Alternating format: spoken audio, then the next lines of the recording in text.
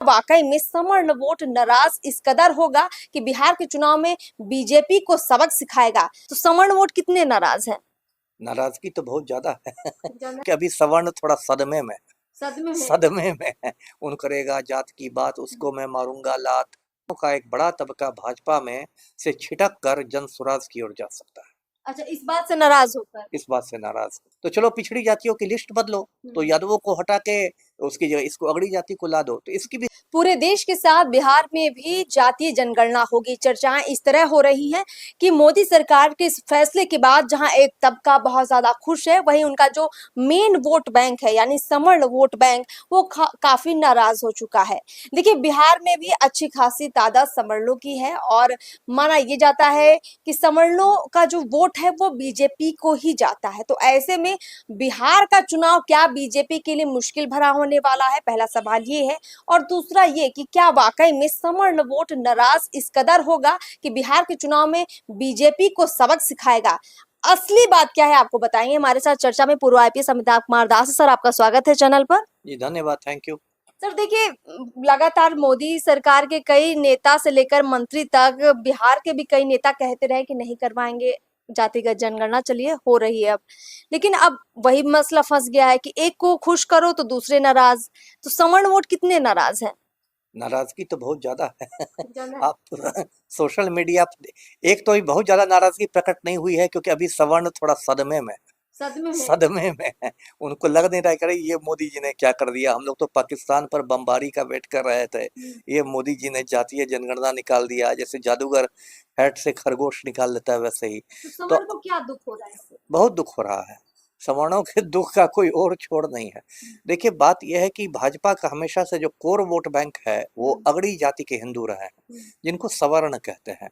क्योंकि ज्यादातर जो अगड़ी जाति के हिंदू होते हैं उनमें एक मुसलमानों के प्रति भी नफरत रहती है और दलित बहुजनों के प्रति भी, दलित पिछड़ों के प्रति भी नफरत रहती है। नफरत का कारण क्या है?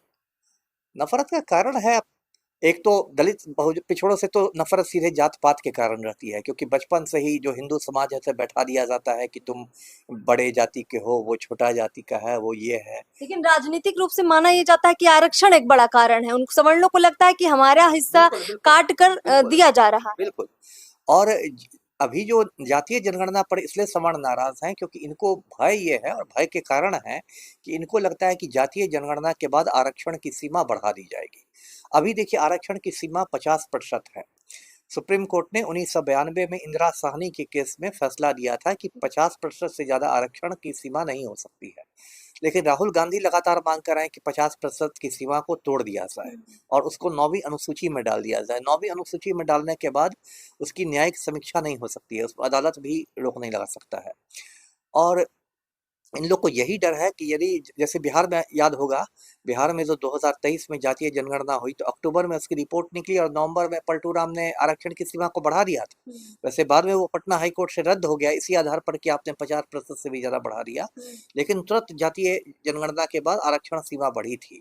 तो सवर्णों को ये डर है कि जातीय जनगणना होगी, मान लीजिए 2026 के आखिर तक उसकी रिपोर्ट आती है, तो 27 तक आते आते सरकार जो है वो आरक्षण की सीमा को 50% को तोड़ के 75% या 80% कर सकती है। तो इसलिए सवर्णों का जो हिस्सा है वो और घट के 20 से 25% हो जाएगा। देखिए सर, सवर्णों की जो बात है, उनको ये लगता है कि चाहे वो सरकारी नौकरियों की बात हो, सरकारी संस्थानों में दाखिले की बात हो, तो उनके कई हम लोग दलीलें सुनते हैं कि हमारा बच्चा तो 90% लाकर भी नहीं एंट्री पाता है, और जो यहाँ पिछड़े समाज के बच्चे हैं वो 50 से 60% लाकर भी वही नौकरी पा लेते हैं। उनका ये सवाल आपको क्या लगता है, क्या ये सवाल अब बड़ा मुद्दा बन जाएगा? नहीं, ये सवाल तो सवर्णों के लिए शुरू से बड़ा मुद्दा है। आपको याद होगा जब वीपी सिंह ने मंडल आयोग की सिफारिशें लागू की थी 7 अगस्त 1990 को, अब तो कितना साल हो गया, 35 साल लगभग बीतने को आए, तो कितना इस देश में हंगामा हुआ था, याद होगा। मतलब जो पिछड़े वर्ग के बीच वीपी सिंह मतलब मसीहा बन गए थे, मंडल मसीहा बन गए थे, लेकिन अगड़ों के बीच वो एकदम खलनायक बन गए थे। और याद होगा कि कितने लड़के लड़कियों ने उसमें आत्मदाह कर लिया था, है ना, मंडल आयोग की सिफारिशों के खिलाफ, क्योंकि एक झटके में सवर्णों का हिस्सा 27% कम हो गया था। तो ये उन लोग के लिए शुरू से मुद्दा रहा है।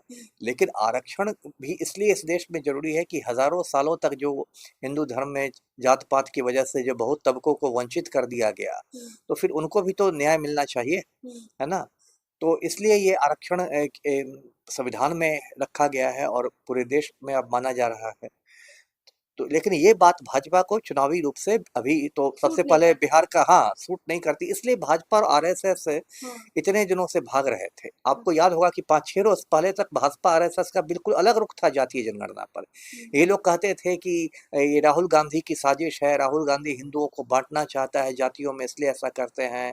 ये जो मोदी हैं कहते थे कि मैं तो सिर्फ 4 जातियों को जानता हूँ, युवा, किसान, महिला और गरीब। नितिन गडकरी का वीडियो वायरल हो रहा है, वो कहते थे कि जो करेगा जात की बात उसको मैं मारूंगा लात। तो आदित्यनाथ कहते थे कि बटोगे तो कटोगे, है ना। तो ये लोग पूरा विरोध कर रहे थे जातीय जनगणना का, और अचानक मोदी ने मतलब गिरगिट से भी ज्यादा तेजी से रंग बदला और जातीय जनगणना की बात रख दी है। तो ऊपर से तो भाजपा ही लोग कह रहे हैं कि हाँ हाँ ये तो मोदी जी का मास्टर स्ट्रोक है, मोदी जी ने विपक्ष को मुद्दा विहीन कर दिया वगैरह वगैरह। लेकिन अंदर से बहुत ज्यादा बेचैनी है, क्योंकि इन लोग को लग रहा है कि सारी पार्टियां तो एक ही नाव में सवार हो गई है, तो सवर्ण जाएंगे तो जाएंगे कहाँ। पहले तो लगता था कि भाजपा हमारी पार्टी है जी। बिहार चुनाव में इसका कितना असर आप देख रहे हैं? जातिगत जनगणना अब नीतीश के बाद मोदी करवा रहे हैं, चुनाव का क्या लगता है, क्या रुझान सामने आएगा इस सर्वे की वजह से? असर तो पड़ेगा, असर तो पड़ेगा। अभी कहा ना मैंने कि अभी सवर्ण लोग सदमे में है ना। अभी तो 30 तारीख को ये फैसला ही हुआ है, 4 तारीख है, तो मुश्किल से 4-5 रोज हुआ है। तो उसके बाद जब ये लोग थोड़ा सदमे से उभरेंगे, तब ये लोग भाजपा को सबक सिखाने की ठानेंगे। और जो मेरी अपनी राजनीतिक समझ है, मुझे लगता है कि सवर्णों का एक बड़ा तबका भाजपा में से छिटक कर जन स्वराज की ओर जा सकता है। अच्छा, इस बात से नाराज होकर? इस बात से नाराज होकर मतलब कुल मिला के आप ये तस्वीर देख रहे हैं कि बिहार में जहां पिछड़ी जातियों को ये लगेगा कि जो जनगणना होने वाली है वो लालू यादव या फिर राहुल गांधी की वजह से हो रही है, और जो अगड़ी जातियां हैं उन्हें ये लगेगा कि हमारा हिस्सा छीनकर वापस से बांटा जा रहा है, और इस वजह से बीजेपी को भारी नुकसान बिहार चुनाव में हो सकता है। आखिरी सवाल लेंगे सर, कायदे से अगर देखा जाए तो जातिगत जनगणना से अगर इसका सही इस्तेमाल किया जाए तो क्या इसमें न्याय दिखता है आपको? अब थोड़ा बहुत तो न्याय देखिए होगा ही। मैं दर्शकों को बता दूं, जो आखिरी जातीय जनगणना इस देश में हुई थी 1931 में हुई थी, 1931 में, जो अंग्रेजों की हुकूमत थी, हिंदुस्तान गुलाम था। अभी 2025 चल रहा है, मतलब लगभग 100 बरस से इस कोई जातीय जनगणना हुई ही नहीं है ना। तो सिर्फ SC ST की गणना होती है, लेकिन अगड़ी जातियों पिछड़ी जातियों की गणना नहीं होती है। 2011 में गणना हुई थी, लेकिन उसके आंकड़े सार्वजनिक नहीं किए गए थे। तो 100 साल में तो बहुत हिंदुस्तान बदल गया ना। 1931 में तो पाकिस्तान और बांग्लादेश भी हमारा हिस्सा था, आबादी भी आज की तुलना में बहुत कम थी। 100 बरस में तो हिंदुस्तान कहाँ एकदम बदल गया। तो इतनी सारी जो नीतियां सरकार की रहती है जाति के आधार पर, खास के आरक्षण वाली नीति, चाहे नौकरियों में आरक्षण हो या शिक्षा में आरक्षण हो, वो नीतियां जाति के आधार पर बनती है। तो कम से कम सरकार के पास सही आंकड़े तो रहने चाहिए, सही आंकड़े तो रहने चाहिए कि कौन जाति कितनी संख्या में है, किस जाति की शैक्षणिक स्थिति क्या है, कौन जाति बहुत पिछड़ गई है। ये आंकड़े तो सही रहने चाहिए, क्योंकि जब जनगणना होगी तो सिर्फ जाति नहीं पूछी जाएगी। जनगणना के फॉर्म में 29 कॉलम रहते हैं, और अब 30 कॉलम हो जाएंगे। उसमें आपके परिवार के सदस्यों की संख्या पूछी जाएगी, उसमें आपकी शैक्षणिक स्थिति पूछी जाएगी, आपकी अचल संपत्ति का ब्यौरा लिया जाएगा, आपके पास दुपहिया वाहन है कि 4 पहिया वाहन है उसका ब्यौरा लिया जाएगा। तो उसमें 30 कॉलम रहते हैं। तो उसके बाद ये कोई छोटा काम नहीं, इतने बड़े देश में मुझे लगता है सितंबर में भी यदि शुरू हो जाए ये जनगणना, तो खत्म होते होते 26 का दिसंबर आ जाएगा। 142 करोड़ के देश में एक एक आदमी को गिनना कम बड़ी बात है, कोई भूटान नहीं ना है। तो इसलिए क्या है कि लेकिन जो उससे निकलेगा, जो समुद्र मंथन से जो निकलेगा, विष और अमृत दोनों निकलेंगे, मैं उम्मीद करता हूँ कि अमृत ज्यादा निकले, तो उससे सरकार को नीतियां बनाने में मदद मिलेगी।